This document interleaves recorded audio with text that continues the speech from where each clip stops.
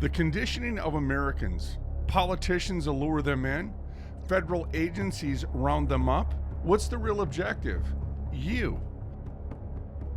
A list of 72 types of Americans that are considered to be extremists and or potential terrorists in official U.S. government documentations. Are you a conservative, a libertarian, perhaps a Christian or a gun owner? Are you opposed to abortion, globalism, communism, illegal immigration, the United Nations, or even the New World Order? Do you believe in conspiracy theories? Do you believe that we are living in the end times, or do you ever visit alternative news websites? If you answered yes to any of these questions, you are a potential terrorist according to official U.S. government documentation. Now, I want to show you how the government in this country creates the problems that it later comes in through the back door, only to play the problem solvers to the very problems that they themselves created. The Wall Street Journal recently reported Los Angeles, Chicago, and Miami are among cities anticipating raids. Orders include detention and deportations, administration officials say.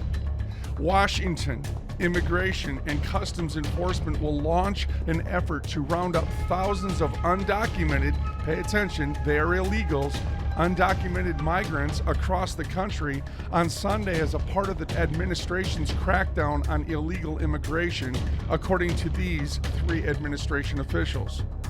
Details of this weekend's operations remain unknown, but the officials said that the orders include detention and deportations.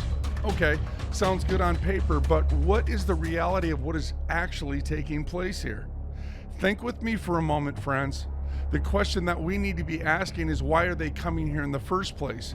And who is responsible for alluring them in to the cities of America? Folks, we have felons masquerading as mayors within the states in America that are alluring these illegals into America. These mayors are alluring them in on the American taxpayer dime by putting them onto unconstitutional welfare, as well as the all-inclusive work permits, license, housings, so on and so forth. And all of this being done by the same said representatives that are simultaneously attempting to strip you of your God-given rights. The federal government has no business in superseding the states and going into each state to round up illegals. In fact, the state should be rounding up these mayors and said representatives that are in fact alluring them in illegally into their unconstitutional sanctuary cities and prosecuting them for their treasonous activities according to law. Keep in mind, the federal government is a creature of the states. The states are sovereign.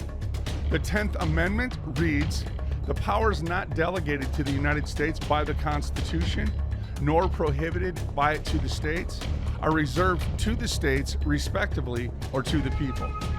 Now, this is how this deceptive game is being played on the people that they are in fact sent to represent. What we see happening here is the states are forfeiting themselves or opening themselves up to the federal government by alluring these illegals coming into their states and then making it a federal issue by simply not enforcing state law. This is all by design, which in the end gives the federal government the power for which they have always longed for. I can just see how this administration supporters are all about all of this when it comes to addressing the problem. Oh, how happy they must be. Remember, the problem was created by the government. What these people, these supporters, do not realize is that this is designed to undermine the very rights and freedoms that they think that this administration is upholding. In the end, it's all aimed at them. Now let me ask you, who has the government labeled terrorists? Well, those who are Christians, constitutionalists, anti-illegal immigration advocates, anti-Islam, and, well, 68 other government definitions. This is happening because of the blatant ignorance of those who should know better.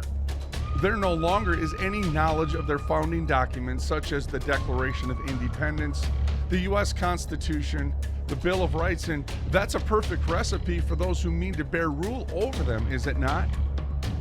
The American people have made themselves an easy prey to and by the dupes of ill-designing men that are taking advantage of every bit of it.